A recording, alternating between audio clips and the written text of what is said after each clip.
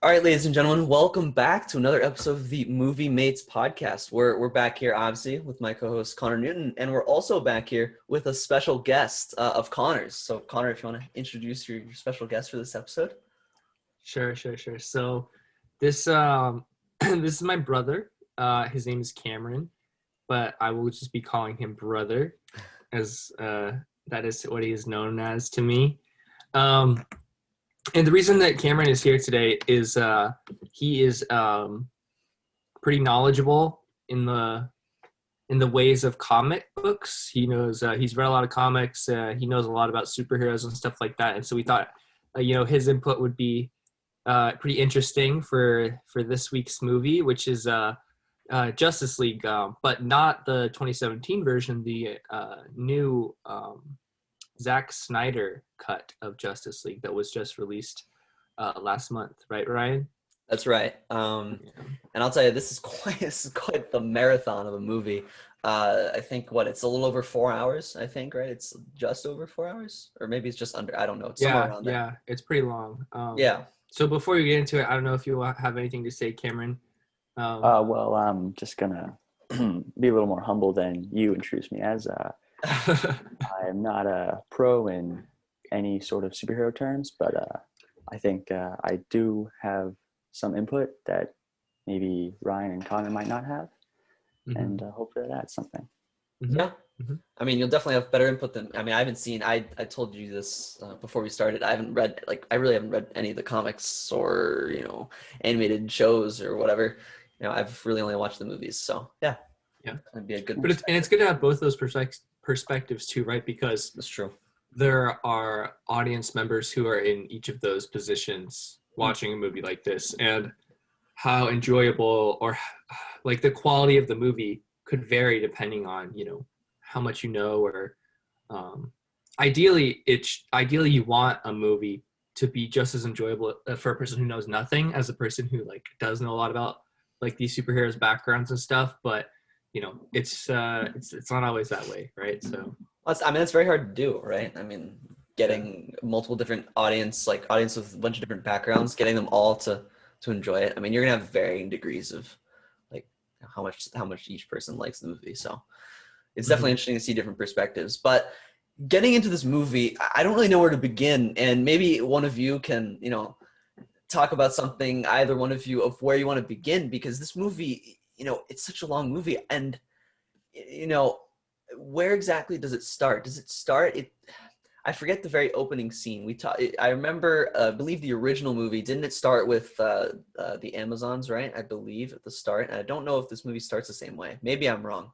Maybe it started before. There was something before that, wasn't there? They do start differently. Say so. Yeah, of course. Go ahead. The original Justice League, I believe, starts with like a video from someone's phone of Superman. Oh, right. And I don't remember exactly what happens, but he has a conversation with a kid, it sounds like. Mm-hmm. Yep. Whereas in this one, it pretty much starts as soon as Batman vs. Superman ends. So it's like a slow-mo of Superman dying. Oh yeah, he screamed, didn't he? It was like Yeah, and it's like his scream woke up the mother box, that. Yes. That's actually the first point. Yeah. Why? I guess it kind of explains it later, but how did the mother boxes just know from his scream he's dead, right? Yeah. What if he just screamed and they woke up? Dude, that's a great point. Does Superman ever scream? Do we ever hear him scream before he dies? When he kills Zod. Yeah, when he kills Zod, he yells real loud. Yeah, that's crazy. Well, I don't know. Not to that degree. That's a good point. Maybe, okay. Even, I feel like they could be just trying to make this scream like a visual thing. Maybe it's the boxes just feel that Superman's dead. But I have a problem with that in general. You do have a problem with that? Yeah. Oh, right. Okay. Why? If I may ask. Okay, so, all right, let's put it this way. Yeah. When Wonder Woman somehow inexplicably tells Batman about all the knowledge she's gained about what's going on with the mother boxes and Darkseid. Yeah. um, she says like, "Oh, this happened like 5,000 years ago, or however long it was ago, right? Maybe it was more than that. I don't know if you guys remember exactly how long it was. I don't know the Um, time period. It was but like it that. was It was thousands, it right? was okay, yeah, thousands of years Yeah. ago, right? Yeah. Thousands of years ago, Darkseid and his parademons attempted to conquer Earth using the mother boxes. That is what it says on Wikipedia. Okay. Okay. Okay. uh, and basically they lost, right, because of like this unification of all the different races and stuff, right? Okay. And then each of the races, like the Atlanteans, the Amazons, and then men or humanity get boxes to get one of the boxes each to like protect, right? Sure. Yep. And these boxes are dormant, right? Yes. So, and they're dormant for thousands of years. Okay. Thousands of years until Superman dies, right? When Superman dies, they become undormant. Yeah. But Superman was only like 35 years old or something like that, right? Maybe. Sure. Yeah. He was somewhere in his 30s, right? Well, I'm just saying that, like, if you went back 50 years before Superman died, Superman wasn't even on Earth. He didn't even exist. True. So, like, why weren't they awake before then? Mm, Well, the mother boxes aren't actually that important, and from a viewer's perspective, Earth is like where this is set. It's the important place. Yeah. But they throughout the movie, the anti-life equation is brought up, which is what Darkseid's main goal is, Right. and he has no idea where that is. So to him, what's the point of coming back? And the mother boxes were just a means to an end for him. Yeah. If that makes any sense. No, I mean, I get the, That's what you're getting at. but I feel like Connor's saying you're saying why didn't they come like 100 years ago, 50 years ago? okay, if the mother boxes were too scared when Superman was alive, why weren't they becoming awake like before Superman came to Earth? They had thousands of years where Superman didn't exist. And then now that he's dead, it's like, oh, thank goodness Superman's dead. I can wake up now, even though Superman has only been there for like 30 to 40 years, Like, I don't know enough about it, but there's either weren't there in these thousands of years ago, weren't there a bunch of like the gods, weren't they alive as well? Right? They were right? Yeah. And So you think like didn't a maybe couple they were scared of the gods? Didn't a couple of them die? Right? I mean, we know Wonder Woman killed one. Yeah. Right? Yeah. Right? Yeah. So okay, also, why were the boxes scared of Superman? because it is Superman. Yeah, but I like, think the boxes are more of a messenger to Darkseid, or in this case, Steppenwolf, right, and but it's more like a warning, right? right, but didn't we have that conversation at some point about how the boxes don't understand like good and evil? They're just about change. Like they're not like for any specific side or anything like that. Wasn't there a conversation like that? There was. Probably, but I maybe it was just about like signaling that there was opportunity on Earth, right? Like not that like one side or the other could like take it over or destroy it or whatever, but that there was like opportunity when Superman died, right? Yeah. For either way. But why'd they fear Superman? I read about what Snyder was gonna do, and I don't want to spoil anything, but like what he was gonna do if he had like, another movie, and I think that's what this was. And it was like Superman was able to resist like the anti-life equation while Lois Lane was alive. But then that's a reason for the boxes to be afraid of him, because he was able to like fight against Darkseid pretty like formidably, even with the anti-life equation like in the picture. But then while Lois was alive, at least, because he had something to fight for. So I feel like there's a lot of stuff. There's a lot of stuff that I want to address with all the things that we just talked about. Yeah, of course. Do you want to talk about one of those? Right. Okay. So maybe we shouldn't talk about this movie in chronological order, right? We can just talk about it as like a whole, because that's fine. That's totally okay. So first of all, in regards to, because you both brought up the anti-life equation now, right? Yeah. So Steppenwolf as a villain. Okay. First of all, let me preface with that. It's kind of lame. We can talk about this movie in terms of like how it compares to the other Justice League film, but we can also talk about this movie to just how it is as its own film, right? Just how it is by itself, right? Yeah. And so I think we can all agree that Steppenwolf is better in this film than he was in the original Justice League, right? You guys agree with me? Is he better than the original? Yeah, like I feel like he has a little bit. I would say. Were you gonna say something, Cameron? Well, I'm just agreeing that he's there's a lot more character development on Steppenwolf's part. I feel like leave him alone.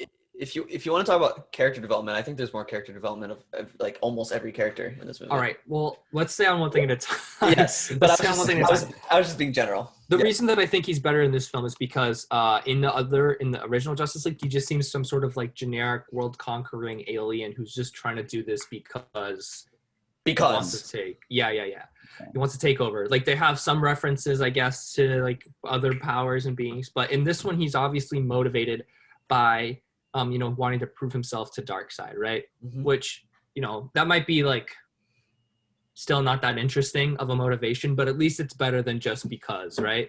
Yeah, it's definitely better. But I do think, he's kind of.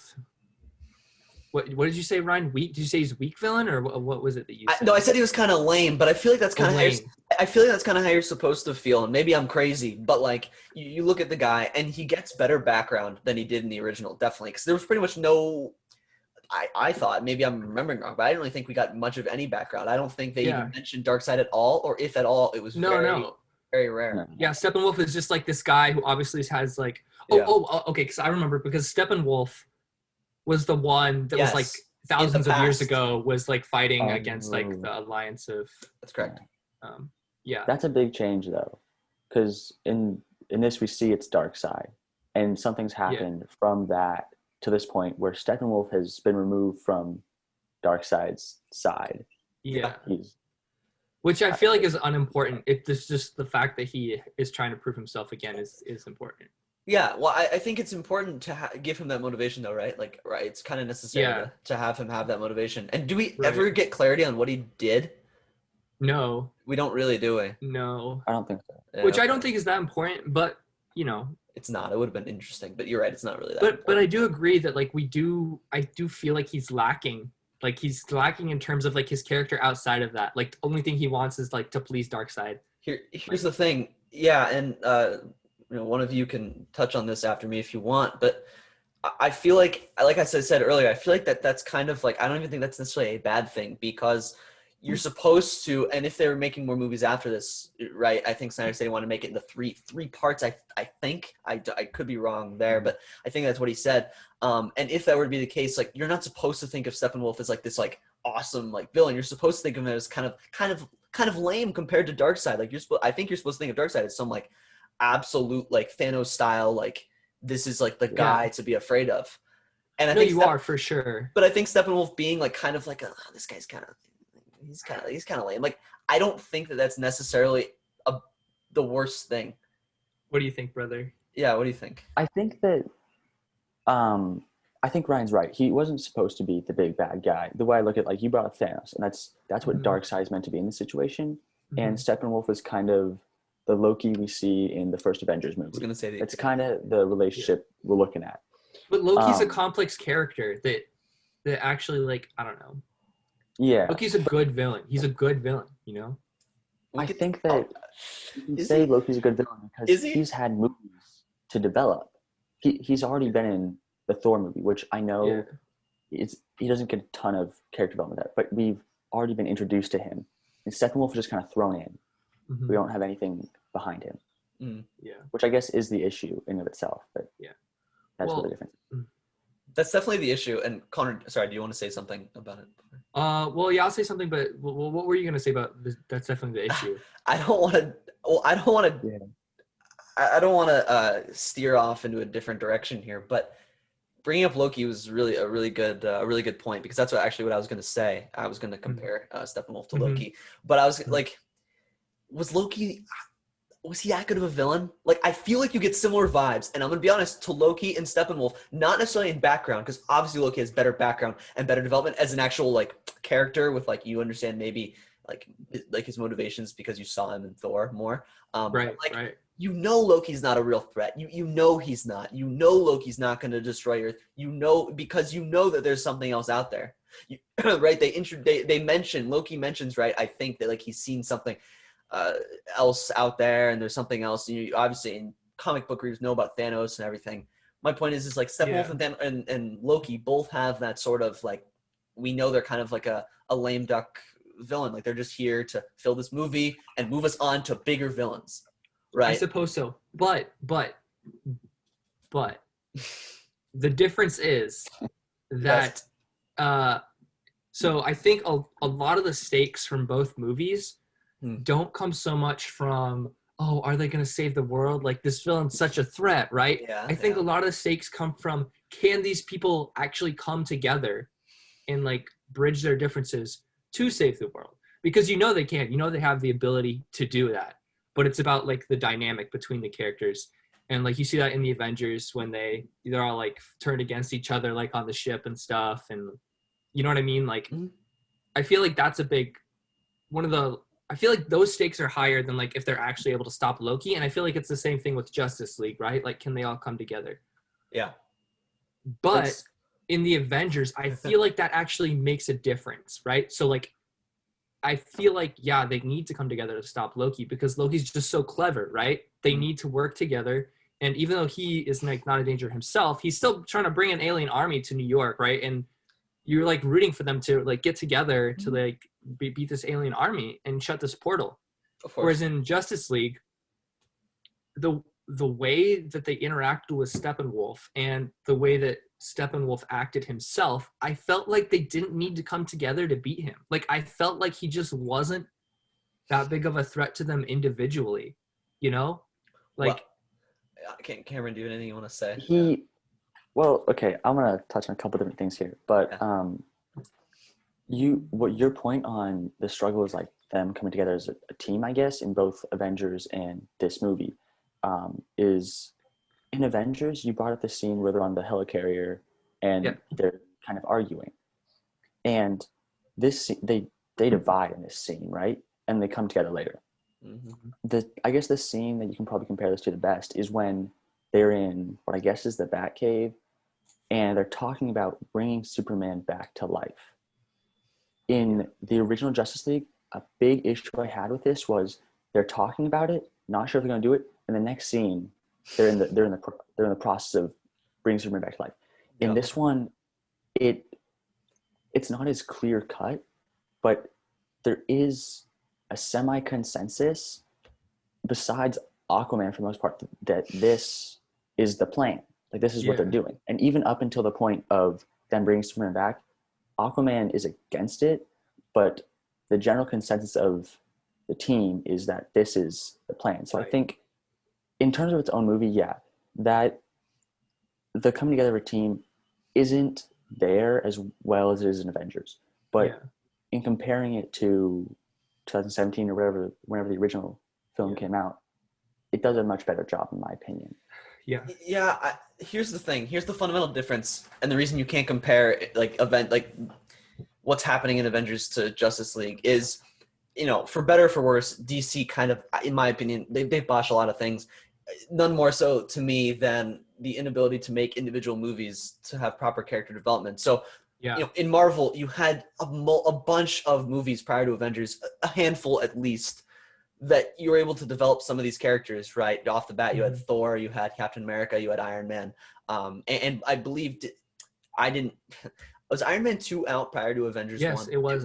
So you saw Black Widow as well. For better or for worse. Point being, there's a lot of characters that you see prior to Avengers 1 in Justice League. He doesn't have time. They don't have time to have the whole coming together aspect as much because he has to do the character development that Marvel's he has to introduce these movies. characters, right? He has to completely And here's the thing: establish arcs for each of these characters. Yes, and because the other Justice League was shorter, they couldn't develop them. It wasn't as good, in my opinion, by a good amount. in this movie, Zack Snyder had to take the time to develop a lot of these characters, and in my opinion, like he did it pretty well, and we can get into like the character development of certain characters in a minute or two, but I don't know if you guys had any other thoughts about just this conversation. Yeah. I do have a couple other thoughts, and we can talk about the character arcs and stuff, but I just wanted to keep talking about the villains for a second, if that's okay, while we're on the topic. Yeah, ultimately, I guess I agree with you that like Steppenwolf might be kind of like a throwaway villain, like, oh, he's just a setup for the main baddie. But I feel like that's not a reason to like make the stakes in this movie feel lower, right? Like, I just never felt like I felt like they didn't need Superman for that last fight. Because remember when they were all like fighting him in like the middle of the movie without Superman down underneath the Gotham Harbor? Yeah. And they like basically like killed all his dudes and like got him to go like run away. But did you see what happened at the end, even with Superman? At the end, when they were in his like whole base that he made, even with him, like they lost in one version, correct? Yeah, but that's just stupid because Flash got shot by a crazy accurate whatever parademon thing. I mean, every dog has his day, Accurate, actually. Yeah, go ahead. Before he gets shot and we see him running the circles, right? Yeah. If you look at it, there are about 3, maybe 4 points where there's flashes of light, like significant flashes. And before he gets shot, the parademon recognizes that this point here, there's consistent flashes, and that's him touching down the steps. So he knows if I fire here, I'm gonna hit him. He doesn't know the timing of when to do it, but he knows eventually. And I guess it is lucky that the first shot hit him, but there was a pattern. It's the first shot we saw, right? Okay, but here's another thing, right? If we're talking about this, if Flash is going faster than the speed of light, right? Mm-hmm. That means if these shots are being fired at the path he's going, yes, he's gonna run through the shots every time as they're passing through his path because he's going so fast. Like he's gonna run into the shots. Is he running at the speed of light at that point? Because it isn't until after they lose that he says he has to break the rule and run faster than the speed of light. Or did I misunderstand that? I guess, but those you're right. Those things definitely travel slower than the speed of light. He didn't travel faster. You're right. He didn't travel faster because all he was trying to do was gather up enough speed to get to the mother bugs. But like, it wouldn't be that hard to hit him because he's going so fast, right? Because there's so much time that like. You're saying it wouldn't be that hard to hit him? I mean, you're right. Yeah, because he's going faster than the bullet or whatever it is. Yeah, so then that makes kind of sense, right? That he hit him. Yeah, but he should have hit him before. Like it shouldn't have been like a calculation. Like it should have been pretty easy to hit him. Because just shoot at the blur going by it, and the blur's gonna hit the. Yes, I mean, I don't know. I mean, we didn't really. I don't think we really saw they didn't really show it to us before. Like they didn't show him going like shoot like right. We just saw like that one shot. I'm pretty sure. But also, like, my only point was, I didn't want to. My only point was, is like, I think they did need Superman. I think that in that final fight, like, even in the original Justice League, like, they weren't winning when Superman. But it wasn't Superman. But it wasn't Superman's. Like, it wasn't Superman that saved him, right?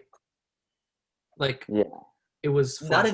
Not in this one, which in and of itself makes it a better movie, in my opinion, because, I don't want to jump around too hard, but we're like in the original Justice League that we saw, like I remember watching the movie, and when Superman comes in, I just sit back and I'm like, all right, well, this is almost like this is a joke. Like it's done. Like they kind of just clowned around with Steppenwolf, and he like he made some like, funny little quip, like some line, and then he killed him or and ended up, I forget what happened. He made him go away. Well, actually, in the original Justice League, they make Steppenwolf afraid. And in the original Justice League, the parademons can smell fear. Yeah. So his own parademons killed him or something. I don't know. Yeah, okay. So it was weird. But regardless, my point is like when Superman came in, it was like, hallelujah, like it's over, right? Yeah. And in this one, like I think it's for the better. He comes in and, he definitely helps. I think it makes a big difference. Obviously, it's Superman. But, he wasn't the one who ended up saving the day, right? It was the Flash. No, don't get me wrong. I definitely think that they did this climax way better. I feel like you agree, brother, right? With like with Superman and stuff. But I just think that when they were fighting, okay, Ryan, you have a point that without Superman, they would have lost. Yes. Because of how the writers chose to write that conflict. But that doesn't make sense given how they fought him earlier in the movie. Like they totally dominated him. But they totally dominated him without Superman. Cameron, do you have anything you want to say before I don't want to say that they dominated him. I think that there's a lot less. Well, first of all, in that situation, in the first one under Gotham Harbor, right? Mm-hmm. Cyborg and Flash, they're on like evac duty, right? Yeah. Mm-hmm. And they come back, and that's when I guess they kind of dominate. But in the climax, Cyborg is stuck in place. He has no take on it. That's true. And Flash also has a duty, so he cannot partake in the fight either, right? So they're down 2 members already. Okay, that's a good point. The other point I wanted to make on top of that is that they weren't in his whole like actual base. Like I'm almost assuredly there were a lot less of the parademons under Gotham Harbor than there were at his actual base, right? Apparently, Batman can take care of them all. Apparently, well, we can talk about Batman at some other point. I don't know when you want to talk about him, but real quick before we move on, we're kind of stepping away from the villains, and I just want to admire the rework of Steppenwolf himself. I think like the visual rework. The visual side of him is crazy. It looks good. It looks good. His armor reacts to like his emotions, and when he's fighting the Amazon, the armor like eats the arrows, kind of thing. I don't know how to explain it, but it's like this. The visual aspect of Steppenwolf, I think, is something that can't be easily passed on. I think that has to be admired. And it's something just we didn't touch on when we're talking about villains. And one more thing, something that bothered me about Steppenwolf is he kicks Aquaman's butt underwater when he takes the mother box, right? Oh yeah. And I know Aquaman's going to the fight not knowing what to expect, and he doesn't have his trident or whatever. But that's his element. They're underwater. Aquaman should have stood his ground much better. And when they're under Gotham Harbor, Wonder Woman has no problem standing her ground against Steppenwolf for like 3 minutes, right? And Aquaman is done in 1. And that just didn't sit right with me. I know she has a sword. And then they both like struggle against him in the climax together. There was a weird differentiation. Is that a word? Differentiation. Power dynamics, sort of. Didn't stay consistent. Yeah. The thing is, that's one of the, to me, and this goes with a lot of other like superhero movies, TV shows, whatever. That seems like a really common theme in terms of like problems that come from these movies and shows. Like I had a problem with that from Infinity War versus Endgame. You know, I think that the power dynamics totally shifted, and that's a problem in a lot of these, right? Like the power dynamics, you know, a lot of the time, you notice differences between fights, or you notice differences between movies, or you notice differences between characters that should be pretty even. And like that, I feel like that's a pretty lots of times that's just a consequence of like the writing and like how the story wants the fight to go, right? You know, it's nice when that doesn't happen. Yes, you know? Like in Infinity. I think the Spider-Man movies do well with that. I think. I thought Infinity War did good with it, but that was just me. Yeah. I liked the power dynamics in that. I know Thor was insane, but I thought that was good. But sorry. I want to circle back to 2 things though before we move on. I want to circle back first of all to brother when you mentioned the Flash and Cyborg were on like rescue duty under Gotham Harbor, right? And Cyborg, is he carrying someone? I feel like he's carrying someone, right? He's carrying one person, Yeah, and the rest of them are just walking, and Flash is just kind of like walking there. Like, what is he doing? Like, he could be down helping. You know? That's an issue too. Cyborg and Flash would have had those guys out in like 2 minutes flat. Yeah. If Flash could have had him out in a minute. Yeah. Because Cyborg can fly. Flash can carry one at a time and run. I know. Yeah. Both of them doing one at a time isn't effective, but. And if you're saying like, oh, he's not strong enough to carry them and run at the same time, well, he was strong enough to speedily move all those boulders out of their way as they were falling. You know. I actually didn't know that. I thought like they kind of made at that point, Flash was kind of lame. He was still the comedic relief I think that he is in the original Justice League at that point. But the visuals of just Flash in general, specifically that scene, him blocking the boulders, is really cool. And I guess I'm bringing up a lot of visual stuff like the Steppenwolf from this, but It's okay. I think it's something that is a big step from the original to this 4-hour cut. The visuals, you mean? Yeah, the visuals are, and I just don't want to overlook them in terms for other things. You're right. Yeah, and I don't want to. We can dive into this at a later point, but like going off of that, I mean, I really liked what they did with the Flash and a lot of like the slow motion. What we got to see at his speed, I liked a lot of that. And you're right. You make another good point, and this goes into more of a character development aspect of the Flash. But in the original, you're right. He was comedic relief and not good comedic relief in my opinion. He wasn't. Yeah. But in this, I think you get really some really good like development scenes, particularly with his individual scene he had when he was doing the job application and with Iris. We can talk about that. But I liked the addition of that scene. Interesting. Because it sets it up really well for his individual movie, and I think that's good, in my opinion. All right, listen. Connor, do we want to transition to this now? Do you want to talk about this now? Okay. We can talk about this now. I really want to address what you just said, but also I still want to talk about Darkseid. Okay. Well, do we want to Darkseid? Okay. Flash on hold. Let's talk about the whole villains. Okay. All right. So Darkseid. So okay, I get what Darkseid's thing is.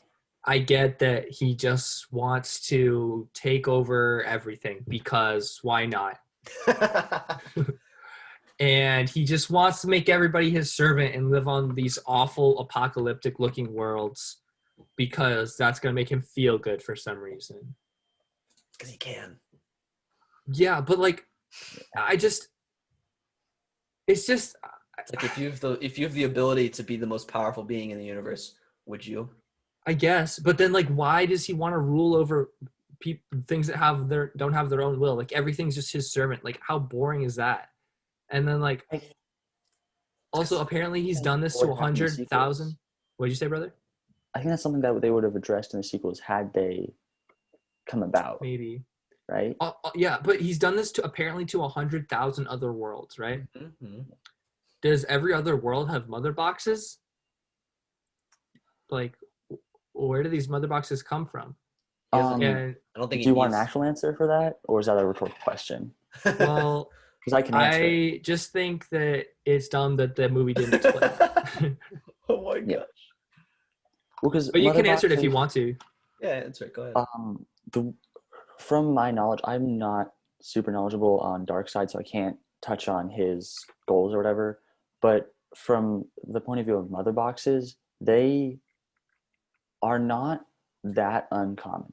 The fact that there are 3 on Earth is a bit weird, but they are apocalyptic technologies. So they're from where Darkseid lives, Apocalypse, right? Yeah. And over time, they have made their way throughout the galaxy. So there may be some on other planets, but I think that they're not necessary for Darkseid to take over worlds. Okay, because when they fuse together, all they do is like scorch the earth and turn people into his servants, right? That's all they do. In this universe, yeah. So like, does he have to do that with every planet, or is there like a different way he can do that? Well, he says at the end that they'll do it the old way, which I assume is just brute force. I guess so. I mean, I think the understanding is that he has a pretty formidable army himself, right? Yeah. I mean, it's not like his army is anything to scoff at, and I'm sure, Yeah. Would you have rather had like some sort of like flashback scene of him conquering other worlds so we could? No. I mean, okay. I'm not saying that I want to see him conquer other worlds. I just feel like it's like, oh, so he just goes around conquering worlds by zapping their planet and then everybody's their servant. Like, yeah. I think Connor's more worried about like the logistics of what Darkseid's doing. I don't know if that's accurate, but that's the way I'm understanding. Yeah, so is he doing this? So is he doing like taking over all these worlds just to find the anti-life equation? Is it the how or the why that concerns you? Like how he's I doing guess it, or why he's both. doing it? I guess both. Like, does he use mother boxes for the other planets? My understanding was that, like, I thought he just conquered other worlds because they didn't have the firepower that Earth had with Superman. Like, my understanding was that, and he did mention the lanterns as well. We got a couple of references to that, which was neat. I don't know if you guys have any thoughts about that. Yeah. But that was cool. the fact that they had no lanterns, obviously was something. But my understanding was that he kind of just was able to brute force it. Like, wasn't Thanos? Well, I don't know much about it, but didn't he also conquer worlds without Infinity Stones? I think his did. goal was to He conquered Gamora's world. He did. I remember. Yeah, but his goal wasn't to just rule it. His goal was to kill half the population. Yes. For a reason. He had a reason. But point being, he was able to do it without the Infinity Stones. So from the perspective of like myself at least, like thinking of Darkseid being able to brute force it as well without mother boxes is more the anti-life equation. Like, I'm okay with that. No, that makes sense. But if he had mother boxes 5,000 years ago, like, why hasn't it been super easy for him to just come and do planets? Like all that needs to happen is the mother boxes have to fuse together, right, and synchronize, and then the planet is like whoosh, right?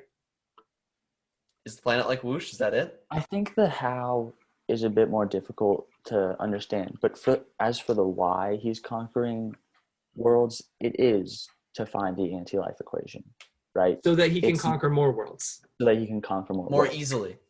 More easily. So it's, again. But why? Why does he want to do this, dude? Power. There's no complexity to the character. It's just. Okay. Let me touch on that real quick. One, I think that would be addressed in the sequels.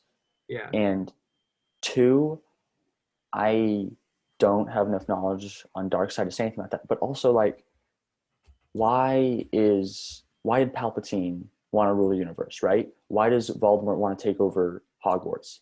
Power, right? Because he can, right? Yeah. It's I think if you look too hard at any villain, you can get to that point. And I think that this villain doesn't have any depth to him yet. Okay, and that's not ever. Right. You make a good point about Connor. I'm sorry. I'm just going to say one thing. No, go ahead, Ryan. You talk. Because Cameron makes a good point about sequels.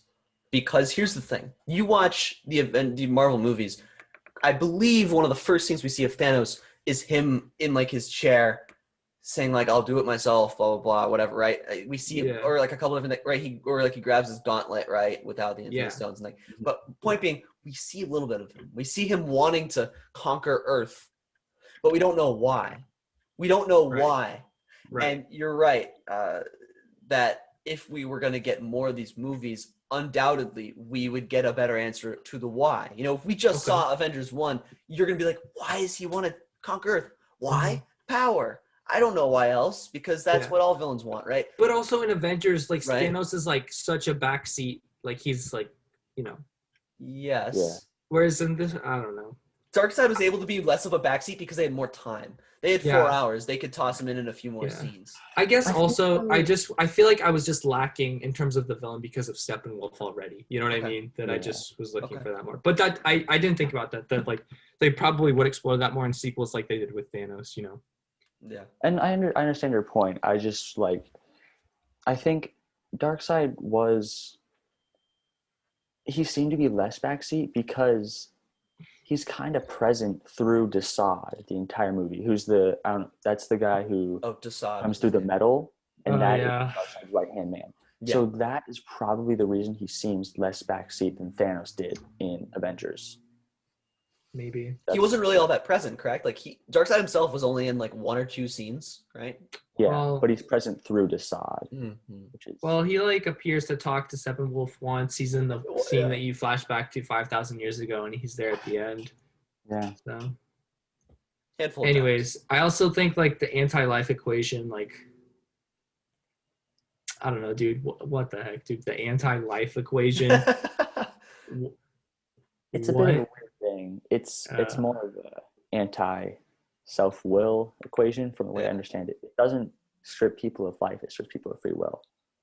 Yeah, and what I want to do before we end this, not now, but at the end, I want to see what you guys think about what they were going to do with like the sequel and like what. Sure. Yeah, because Yeah. I think it's Okay. an interesting concept. I don't know if either of you Yeah. have seen what they were going to do, but it Oh, seemed interesting uh, to me. yeah. Connor, what are you gonna say? We can move on to talking about the Flash now if you want, but I Okay. wanted to say one last thing, unless you Okay. guys have anything else to say, which is that Good. like the mother boxes are supposed to be like super advanced alien technology, right? Okay. So like, why do they take so long to fuse? And like, why didn't they fuse them on Why the first does time he tried to attack Earth before all the armies why assembled to stop him? why are the Infinity Stones so hard to find? I don't know. I think it's a No, it's but a that's different. That's different. That's so different. That is so different. They're hard to find because they've been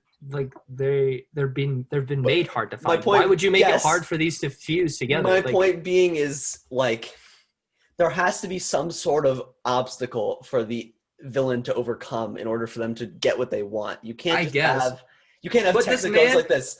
This man takes the third mother box, it goes back to his base, and the heroes have this like whole meeting about, oh, what are we gonna do? They take all this time, and then they finally get on their ship and they fly there, and they have this whole fight where they break in, and they get to the mother box, and they still haven't fused together yet. It's a work in progress. The real yet disappointing answer is plot armor. Yeah. The heroes have to have a chance, right? And it's disappointing, but that's what it is. That's my point about the Infinity Stones. Like you can't just be like, well, like here they are lined up. Like just grab them and go. Like you got to make it tough for the No, villain. but it makes sense that those are like spread out and like hard to find and stuff because they've The existed mother for boxes so are long. together, so I get what Connor's saying. The mother boxes are already together, right? The Infinity Stones are spread out, and Thanos has to go and collect them. Yeah. Right.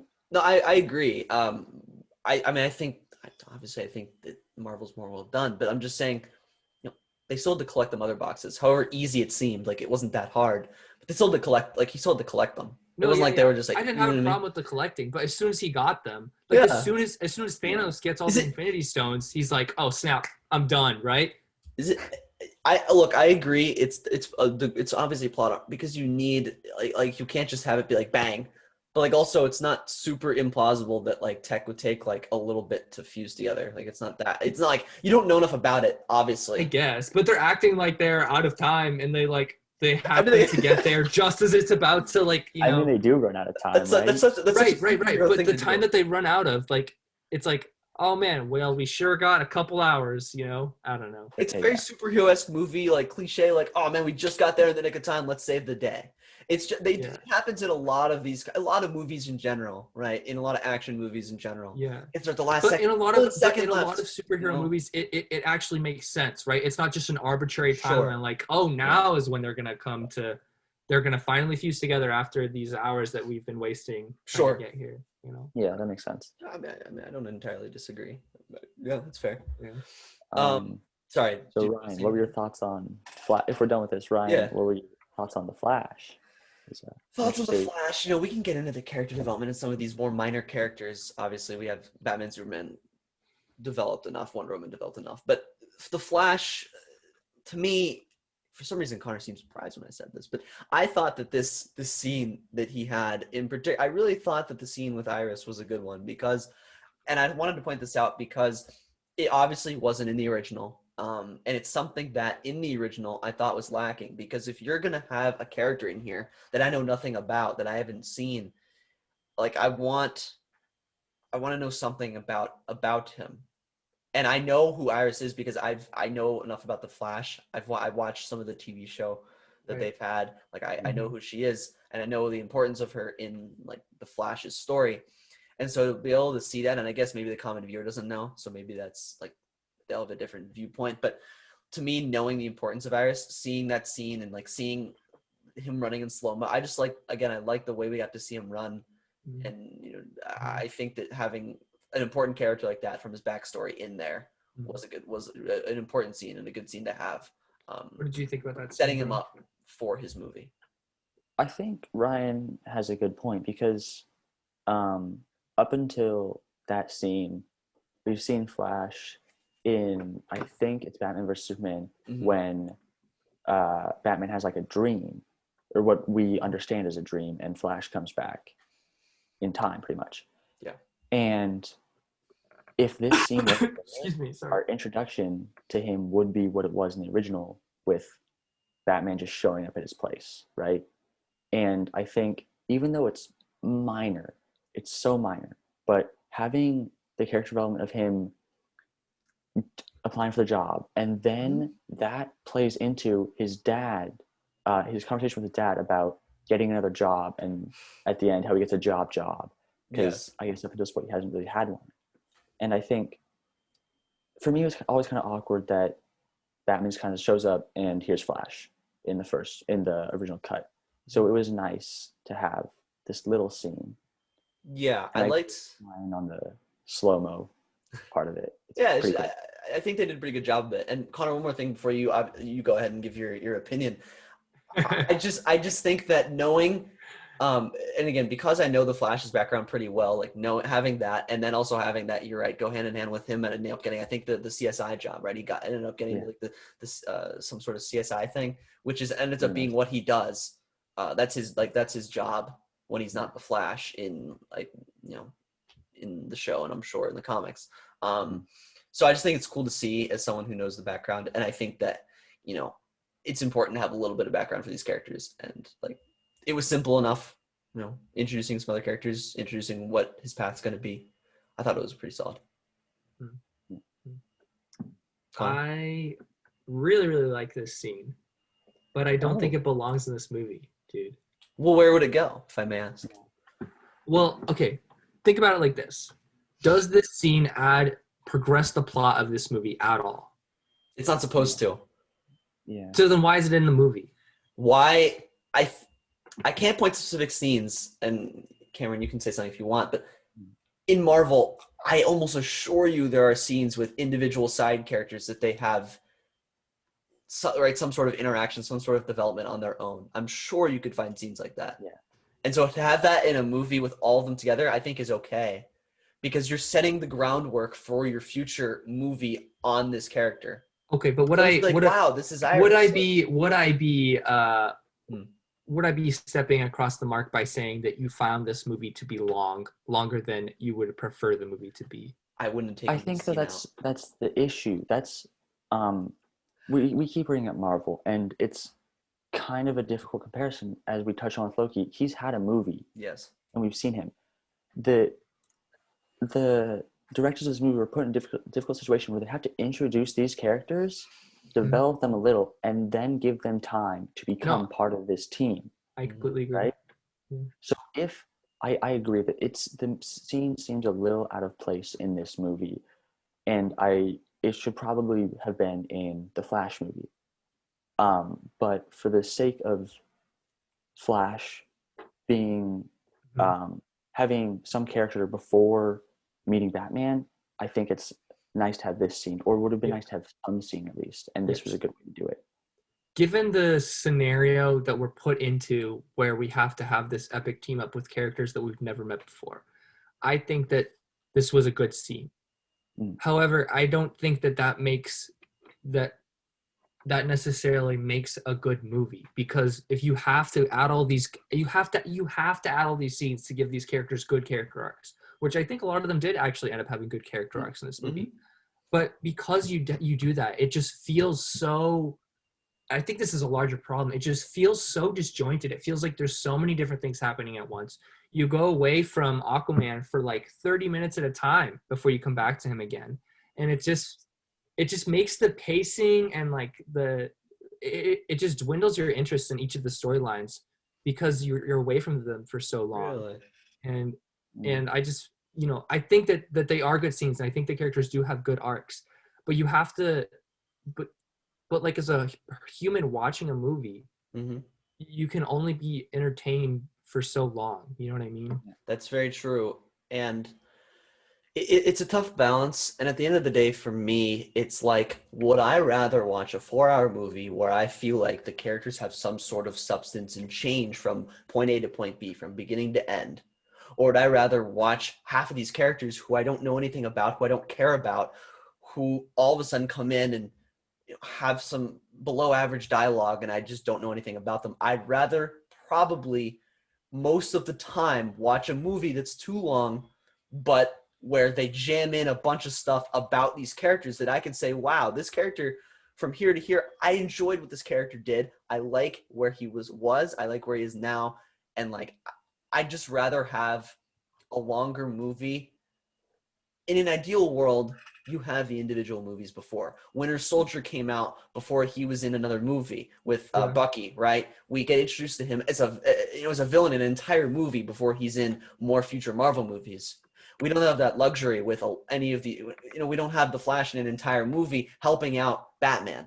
And that's a detriment to this movie, in my opinion. It's not necessarily, it's not the director's fault. It's not the director's fault, but I still think it's a detriment to the movie. Yeah. That it tried to do something that it was just too much for it to do, I think it's a detriment to, I think it's a problem because of the duration of the movie. I don't think if you look at the movie and not care about time constraint or the amount of time it is, I honestly think it's okay. But because most people lose interest after 2.5 hours. Yeah. Right. Well, I still think it affects the pacing though, right? Especially at the beginning of the movie, because when they're not all together, it's like I forget what's happening when I come back to this character. Like when Aquaman came and started defending the mother box, I was like, wait, why did he decide to go there again? Like, what was it that made him be like, oh, I should go to the mother box? Maybe. Because I couldn't remember because it's been so long. But I'll be honest, Aquaman's the one character that I think is he's kind of pointless to me. And maybe that's a problem with the movie, but I just didn't feel anything with him, really. He was just there. I don't know if you had... I think you guys are both making really good points, and I can't comment on the time constraints because I don't know how you watched it, brother, but Ryan said he watched the 4 hours at once, and I watched about 2.5 hours and then finished it just this morning. So I can't make comment on time constraints, but I do think Ryan's right. It is important that we know about these characters so we're invested in them in this epic team up. And at the same time, wow, words are hard. It's like, it is hard to keep track. Like with the Aquaman thing, it does seem a bit random, but I think that that's one of the, although the character development was spread out across 4 hours, that's one of the things I really enjoyed about it. I think that Cyborg and Flash both got significant character development, and Cyborg got a good backstory considering it's a team-up movie and not his solo movie. And yeah, that partially takes away from like Aquaman. Ryan talked about how he's just kind of there sometimes. And I think that because they devoted so much time to Cyborg's backstory, it took away from the plot just a little bit, but it did invest me in those characters. Yeah. Which I find important. I agree with you guys. I do think that they did a really good job with these characters. And I think that these scenes were really important in establishing the characters and their arcs. But I just feel like it was off. Like, I just feel like I was watching like a couple different movies at the same time, Yeah. Are you okay? Like, to me, it was like this. The movie went in sort of a wave, right? You have a sort of quick crescendo down to like a very kind of a lull, right? Where you're getting a lot of development of these characters. And then it goes back up again with picking up in terms of action, right? I mean, there's more than that. There's like, it goes like up, down, and then back up for like the Gotham. But point being, Connor, I feel like you mentioned pacing, and I don't want to get in on this too much, but like, I feel as if like you could as a viewer, I didn't feel like it was super, super abrupt. Like it was kind of like we have an action sequence, we go back and we have a cool down scene of sorts, and then it goes to development of characters for a little bit, back onto another action sequence. Okay, I think it got better as the movie went on. But like, for example, when we're getting introduced to Cyborg,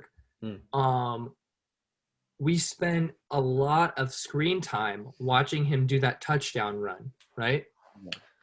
We could have cut that screen time in half, cut out like some of the slow-mo. We get the message. We get he was there, and then we see his dad's not in the stand. That's the point of that scene. We don't need to spend so much time doing like the slow-mo touchdown run, right? It looked cool, and it was true to Zack Snyder's style, but you could definitely Zack improve the Snyder's style. pacing. You could improve the pacing with things like that. Or like, do we need to watch Aquaman slow-mo walking down the pier, drinking whiskey, like for a full 2 minutes, right? We don't need to watch that. I agree. Okay, listen, I agree Yeah. with that. And Cameron, you can touch on this if you want. It's such a Zack Snyder thing. Like, I have a friend who was talking about this the entire movie because he really likes Zack Snyder, and he was just laughing about it because it's like, these slow-mos, like, what is that? You're right, like Aquaman slowly walking down to the water, like just drinking, like, and then you have a lot of slow-mo. Is your point. And I did like the slow-mo with Flash, but a lot of the other times I feel like it was just wasting my time. There's like a point for that. I agree. I do agree. The slow-mo was unnecessary. I agree. They could have taken that out. Yeah, I do. One of the slow-mo that bothered me the most was the Amazon's fight with Steppenwolf. And it bothered me so much that I actually looked up how much of the movie was in slow-mo, and 10% of this film is in slow motion. Wow. Which, it doesn't sound like a lot, but this is a 4-hour movie, so 24 minutes of this film is in slow motion, right? Wow. And for the Flash scenes, it makes sense. Like, you can understand why that's in slow motion. Yeah. And I think it's not just the slow motion. Yeah. But Connor does have a point about the spacing. It did make it difficult to follow some of the storylines, some of the characters. And I think that it's a mix of the slow motion, the fact that this is the first movie for some of these characters, and which is not Zack Snyder's fault, and it's something that can't be helped in this movie, but it still makes it difficult sometimes to kind of keep yourself grounded in like, oh, this is what happened here. But Connor, let me ask you this before we move on from the Flash stuff. Like, with the scenes that they added into the Snyder Cut, does it make you more interested in watching the Flash movie, or is it not really alter like how it like how much? I think it makes me more interested in the Flash and Cyborg, both of them. Yeah. I do like the scenes, Ryan. I do like them, and I like the character arcs. The character arcs are some of the best parts of this film, but it's just that it's just because there's so much, right? And it's just, especially towards the beginning of the movie, I think it really hurts the pacing of the film, No, yeah, that's fair. Yeah, he's right. I agree. Yeah, I mean, that's definitely fair. I don't know if you guys want to talk about this for a little bit, but I wanted to, while we're on the talk of like additional like individual character scenes, Cyborg had quite a few, more so than the Flash. They really hammered it with Cyborg here and his whole background. And I don't know if either of you had any thoughts like on those scenes. Like, obviously, if you're talking about pacing, like, it definitely is a little slower, jarring, but like, just talking about like these scenes, like, do you like them? Yeah, and we don't have to talk about the pacing more. We know how I feel about that. And you guys kind of understand that, but you can just talk about the scenes in general. I don't know. Yeah. Well, I don't know if you want to make any comment, Connor, but for Cyborg, you're right, Ryan. He has a lot more backstory than Flash does, and I think that that's because essentially he's fused with the mother box, which is a key part of them succeeding in this film. And I do like that origin too. I think that's cool. That is really nice. At the same time, like, I don't know. I guess this is nothing to do with the writing. It's just, like, it kind of is, but I have an issue with his dad, right? Okay. He's Silas Stone. Yeah, Dr. Stone. He doesn't show up at the game, right? Yep. And then after the game, Victor and his mom get in a crash. Mom dies. Victor's seriously injured. Going to die, yeah. And should die, yeah. And later in the movie, Victor says that if his dad was there, his mom would still be alive. Which I just don't understand it, but that doesn't make any sense to me, right? To me, that says maybe both of his parents are dead at that point then. And then he dies too because his dad isn't there to fuse him with the mother box. And then the final thing that bothers me about his dad is when he goes and visits his mom's grave, his grave is there too. So no one knows he's alive. His Yeah. dad has just left it, and everyone thinks he died from that accident. And you have to understand the like separation he has with his father. Even though he's lost a parent, you'd think maybe he'd become close together. But his dad fused him with this machine and let the world believe he's dead. And I don't know. I think that Doesn't make sense. It doesn't make sense, but also what doesn't make sense about it is that he's so affected by his dad's death. And I get it. He's a parent. He's going to be affected by his parents' death. But at that point in the movie, it seemed like such a rift had been created between the two. Mm-hmm. And it didn't seem worthwhile. Yeah, I will say, going off that, Connor, I'm sorry, I'm just going to say something for a brief minute. You know, I like these scenes, but, you know, there were more of them, right, for Cyborg, as you said, than the Flash. But sometimes I think less is better, less is more. And Connor made a point about time, and I think they could have saved time on this. I think that because the rift between his dad and himself in this movie, you know, it's just to me, it's such a cliche kind of thing. You know, there's in a lot of movies, there's like they just don't get along, whether it's son, parent, daughter, parent, anything like that. You know, this specifically like the parent-child dynamic. You know, like they're apart for so long, they disagree on a lot. You know, and then one of them ends up having some sort of catastrophic event, and then the other one realizes how much they really care about them. You know what I mean? And I feel like that's such a common like occurrence in movies. I don't know. I feel like I was just like, okay, like I don't know. I agree with you. Like a lot of movies do it where it's like, yeah, okay, like I didn't really like my dad, but then he died, and I realized how much I really did care about him. Like, you know what I mean? Like it's just such a common to me thing. It's such an easy thing to write into that I don't know. I just thought it was like, it was okay. Like it was fine. Although in general, I will say I did think that adding more scenes for him definitely helped the character. But yeah, I don't know. I was just like, like it was fine. I agree. Some of it didn't make sense what he said, particularly like if my dad was there, like his mom wouldn't have died, right? That's what he said, right? I think what he meant.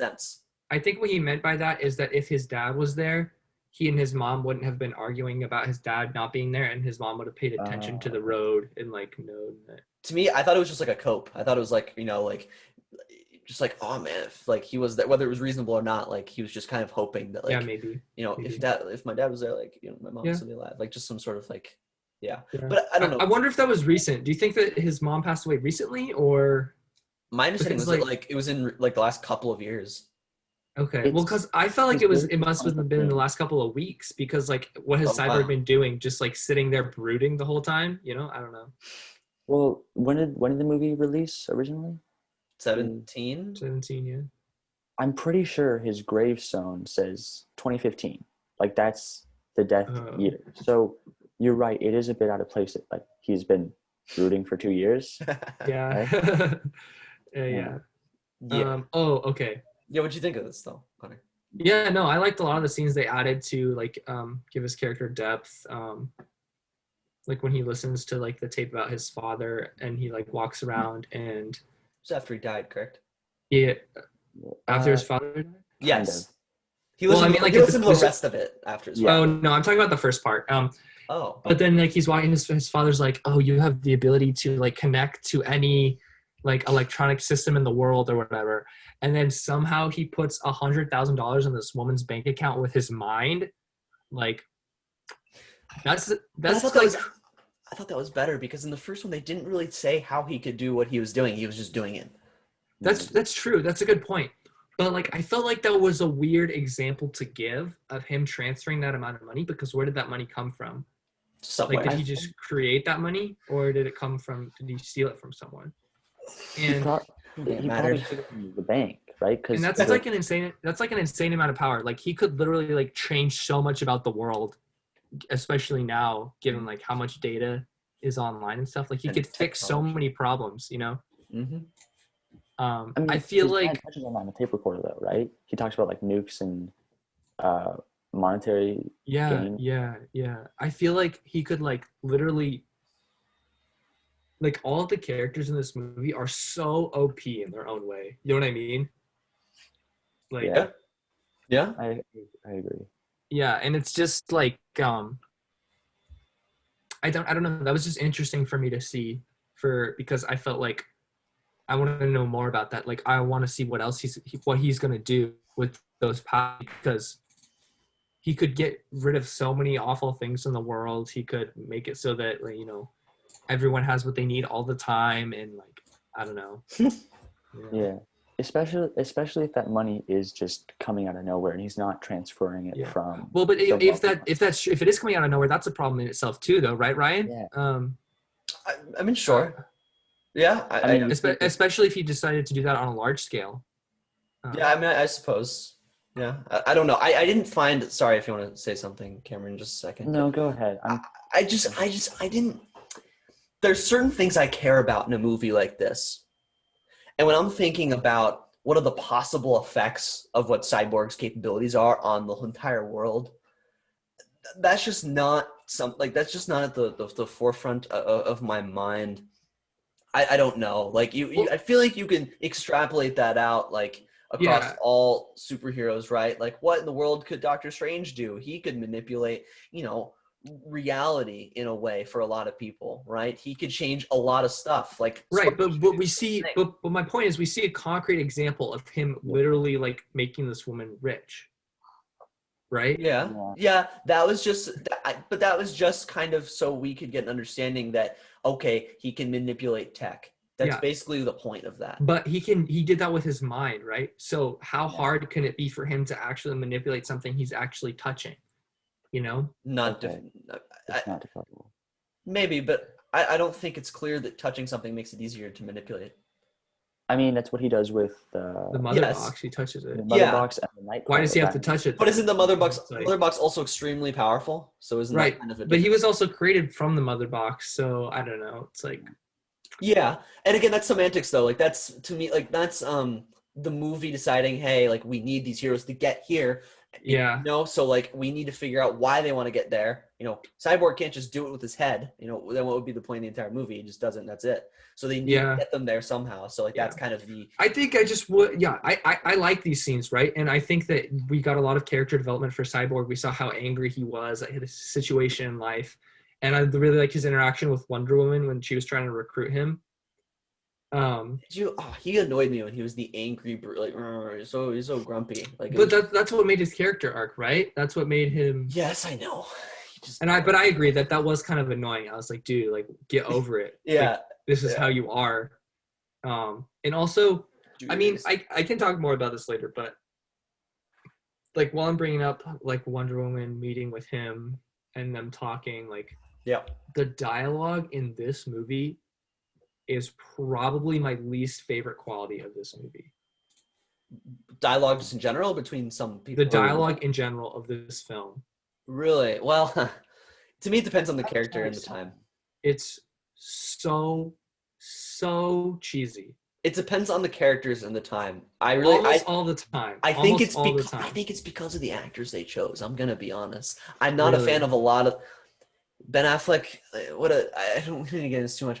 What a bad Batman, if I'm going to be honest. He is a great actor. But then, like, when they give him, he's not good in this. Like, for example, I just want to bring this up really quickly. When they're about to leave to go fight the final battle, right? And they're leaving Alfred, and Alfred's also not great.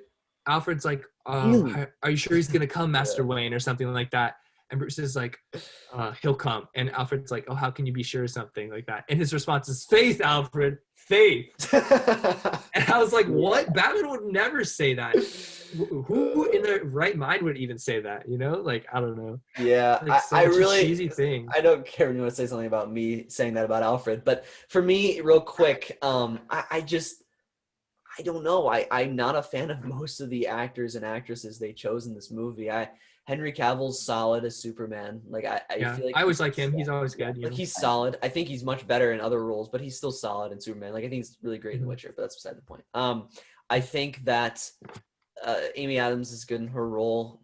I think that the Flash is solid in his role. Like he's weird enough, but he's not as weird as he was in the original because he has more backstory now. He's like a little bit more normal, I guess. And he's more helpful. But I don't know. I'm just not a big fan of Ben Affleck. Dude, some of the I'm not a big dialogue- fan of Momoa as Aquaman. I don't really Oh my think gosh. maybe it's a problem with the development of the character, but I don't think that I just feel like he didn't bring. There wasn't like much there. It's like I'm looking for something there, and there's not much. So, Well, I think a lot of the problem was the script too, though, right? Like, I'm sure. Yeah. But I really the think lines are simplified and like so, not like an actual person talking. The lines are as if they're to be superhero lines in a movie, not actual conversational lines that people will say in real life. that's fair. You know? Yeah. You know what I mean? I don't like when they go for like. Did you feel like they went for a lot of like like end the scene like fun like one line kind of like quips? Yeah. A little Yeah. bit. I don't like when they do that. So I do agree. I don't know if I Cameron. think, brother, we've been talking a lot. Yeah, I don't know if At there's something to say this about point. Yeah, I'm gonna speed run through a couple of thoughts here. Cyborg giving the money to the woman, I think we talk about him being like broody and angry and whatever, get over yourself. I think that's the start of his change. It's showing him having some humanity, right? Mhm. As for the dialogue, I think that it is a bit stale is not the right words, but I'm going to use it. It's a bit stale at times. Like Mhm. when Superman first comes back and he's there with Lois and his mom, Mhm. that dialogue there was a bit weird to me. And so when Ryan started talking about the actors, I understand for some of it, but that scene in particular stood out to me, and I love Henry Cavill as Superman. That is a perfect choice, so I think it is part of the writing. And then the third thing is, I actually wrote a note down about Alfred. I love Alfred in the film. I think Wow. some of the best parts to me was his little interactions with everyone, or like I want to see him more of working on Alfred things. in this Yeah. universe, honestly. Like he works on Batman's Wow. gauntlets, which is really cool. He's working on the ship, and then he has little interactions with Wonder Woman and Flash, which are just kind of weird, but you can enjoy them. Yeah. And But it's a a little weird to have him with Ben Affleck, given Ben Affleck is so old. Yeah, that was a bit odd. I think it's because I'm used to, and I feel so bad because I don't remember his name, but Michael Caine? yeah, who was Alfred in the Dark Knight trilogy. Maybe it's because I got spoiled by him, but I just think I just thought he was fantastic. So like I don't know, maybe I was just kind of feeling nostalgic for him to be Alfred in this movie and movies such with Batman, but I don't know. I didn't really care that much. I don't know. I mean, I agree with you. I love Michael Caine's Alfred. That is fantastic, and I think that I love that trilogy, and I think it's going to be difficult to top those movies in terms of character and story in a Batman series. However, I went into this movie, I think, in a really positive mindset, and I just loved enjoying Alfred because Connor and I talked about this before watching. I was worried that it might just be a compilation of fan service, and they actually did a good job of having a cohesive storyline, a generally cohesive storyline, right? And so I think when I was just going to sit there and enjoy the movie because it didn't. I do think there was a lot of fan service side. Yeah, I'm not saying there wasn't. I'm just saying that I think they worked it in well enough where it wasn't like, oh, just fan service for 2 hours straight, right? Yeah, no, but like, but you know when you're gonna watch this movie, it's the same basic plot as the Justice League 2017 version, right? Yeah, Yeah. but I just I was a little bit hesitant going in, so like little things like the interactions with Alfred, I just took that time to enjoy the movie, I guess. That's fair. Yeah. That's fair. I mean, the fan service wasn't as bad to me as like in Endgame. Like I thought, like I don't know. I don't want to get into that, but I didn't think it was like that bad. Yeah. Well, I mean, the only big thing that I can think of is like the incorporation of Martian Manhunter. I feel like that was totally unneeded. I did know. Do you know Zack Snyder actually wanted it to be Green Lantern, but they wouldn't let him. Oh, It was gonna be really? both, I think, at the end. What'd you say? I think in that final scene, it was actually going to be Green Lantern alongside Martian Manhunter. Really?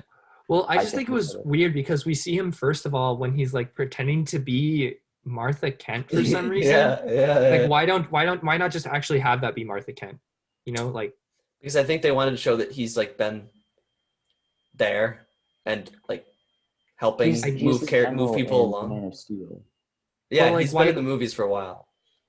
Yeah, no, that's true. But why was he Martha? Why did he just Superman's mom? Probably 'cause he felt bad about Amy Adams and wanted to help her out, like Lois Lane. He wanted Right, to, but I feel like that's something that his mom I would actually do. Like I feel like that his mom would actually come and see her and stuff. Which is why it works. Which is why Lois doesn't question it, right? I guess, but in my opinion, I don't think it added anything to the movie. Like you should have just had his mom come and then not even had Martian Manhunter. Again, I agree. It didn't add anything to the movie, but that's the point. Is it's not supposed to add anything to this movie. It's supposed to add to the next movies. Oh, but by not adding anything to this movie, it takes away from this movie. It makes this movie worse. That's why it wastes your time, dude. That's why I disagree a little bit, only because I'm okay with DC's messed up a lot, and none more so than we've said this endlessly. I'll say it again. Because they didn't give the proper background, proper time for other movies prior to Justice League. They kind of rushed into Justice League. They could have done more background, maybe more individual movies before doing this, introduce more characters in other films before doing this. But as a consequence that they needed to make this a decent movie and set it up for the future like they were trying to, they needed to do that in this movie. And to me, going in this movie, I think it's cool to see them setting up stuff for future movies. Okay, but that's exactly the problem. That's exactly the problem that they've gotten themselves into. They didn't spend enough time setting up before this, so now they're trying to cram in other stuff that they should have set up before. So they shouldn't be worrying about setting up future stuff when they're trying to catch up already on the stuff they've already missed. But I'd rather them try to catch up and, in my opinion, do a decent job of it than just do what they did in the original Justice League and not even try. No. I think that they were doing a decent job of catching up, but I don't think that Martian Manhunter was a part of that catching up. Like that was a thing that they didn't need for this film. Whereas Cyborg and Flash stuff, maybe that did actually help the film further the characters that are actually impactful to the film further. You know what I mean? Hold on. You guys are both making really good points, and I think that's Connor, you're a film major, right? So what you're saying makes sense from a film major's point of view. Ryan, you're someone who doesn't understand all the backstory of the superheroes, but is going to enjoy the movie. And I think that what you guys are saying totally makes sense from the point of view you're coming from. But for me, as someone who loves superheroes, Martian Manhunter was essentially fan service in this movie, right? He wasn't there to progress the plot. You're right. Martha Kent could have been in that scene. But for me, when she comes out and changes into Martian Manhunter, I got hyped. Like that was a really cool scene for me, right? Yeah. And at the same time, they have little scenes of Martha and Lois Lane just thrown throughout the beginning of the movie, right? Very dark. It was a bit odd, but I think if real Martha had shown up to Lois Lane, it would have made those scenes have some meaning to me. Yeah. So it's a bit of a conflict for me because I there's a line for too much fan service, but I think that the Martian Manhunter was nice, although it would have been better to just end the movie with him coming down as Martian Manhunter instead of having him be Martha Kent. I think that Martha Kent should have been there in that scene. Well, I agree that, sorry, Connor, I'll say something real quick. I think they could have they could have taken out a lot of the Lois scenes in this movie, in my opinion. Like, if you want to find something to take out, you take those scenes out to me to make this movie shorter. But, like, in my opinion, I'm not going to, sure, it was fan service, but I'm not going to, when I'm looking at this movie, I'm looking at what they wanted to do. Not whether they're going to be able to do it, whether they're going to be able to make another Justice League. They were making this movie for the purpose of making more. So when I'm watching this, I'm thinking, okay, they're doing this to set it up for future movies. And I'm okay with that. I'm okay with being like, yeah, that's cool. Because I'm going to get to see this guy in future movies. I'm glad we got introduced to him. So, in this movie, it creates. Okay, but then but that creates a blurry line where it's like, okay, now what you could just throw random crap in that doesn't have anything to do with the movie, but we're like, oh yeah, I want to see that in the future. Like, I'm watching a John Wick movie. It's like this. If they had Green Lantern in there instead, if they had a Green Lantern teaser in there instead, and had Green Lantern show up in the next Justice League, would it still have been like, man, like, that's so random? Like, it's not. I don't think it's okay. But there's a place. Enough. There's a time and place for that, right? Like, that's the end. That's the job of the end credit scene after the movie is done, right? So I don't know. Do you So- agree with me when I say that, brother? Yeah, Like- let me just ask you this. The way I look at it is like this, right? If, like I already stated, I think Martha Kent should have been in that scene, and it would have been better if Martian Manhunter shows up at that very end scene. And I would have loved if Green Lantern showed up then too, but it didn't happen. Whatever. Let me ask you this, Connor. Would you be okay with Martian Manhunter being in this movie if it were only for that final scene? Like, I did would him be- being there bother you? I would be more okay with it because I think that I agree, Ryan. It does make you excited for like what they could do. But I think that if you're gonna have stuff like that, like I think Marvel does a really good job with this, with foreshadowing like for other stuff in the middle of their movies. But they do it in a way that doesn't take away from what that scene is actually contributing to the plot, or that doesn't distract from the plot, right? Or that actually even adds to the plot. Like this character, like you have Black Widow in Iron Man 2, and that kind of gives you an introduction to her character that you'll like get to know in Avengers. But it's not irrelevant to the plot. Like she's actually a part of the movie. You know what I mean? Like, does that make sense? Yeah, and if again, like I said, if there's anything I would take out, I'd take out a lot of these Lois Lane scenes. You know, and you could even say this one included. But my only thing is that, look, I think that if you're looking for Lois Lane scenes to take out, this would be the last one I would take out. Outside of like obviously, obviously like the Superman ones, but No, like, yeah, this I think it's a good this scene. isn't this isn't one of the first scenes I'd be looking to take out of the movie. No, what I'm I saying. like this scene, but I don't. But I think that you could have just had it be Martha Kent, like Cameron said. You know? I think if it's just her, I don't think that scene even deserves a spot in the movie. What is what I'm Are saying. you kidding me, dude? Oh my! That's what I'm saying. I think that the point of it's not that it's Martian Manhunter. The point is that the conversation that they have. Yeah. Isn't the general gist of why she's talking to Lois Lane is to kind of get her back on her feet and back into society? That's my understanding of it, right? But it makes more sense for Martha Kent to do that than Martian Manhunter because they have a relationship. They have like. Oh, I understand. It makes more sense. My point is, as a viewer, I don't really care if Lois Lane. You know what I mean? Without Superman, am I supposed to care about? This is rude, but am I supposed to really care about Lois Lane as a character? Individually getting back on her feet into society if Superman's just dead like forever. So you just don't care about this scene in general? Yes. My point is the only reason as a viewer I'm getting excited about watching this scene about like, wow, this is a scene that belongs in this movie is because there's that surprise of having a new character, you know, in that scene. But that character has nothing to do with the movie. Nothing at all. No, I know. But I also think if you don't have Martian Manhunter there changing, it's like, wow. I just watched an absolutely pointless scene with Lois Lane and I don't think so because that kind of gets her like out there, and that's why she's there the day that Superman gets resurrected, right? Yeah. They could have gone the way Batman did it though.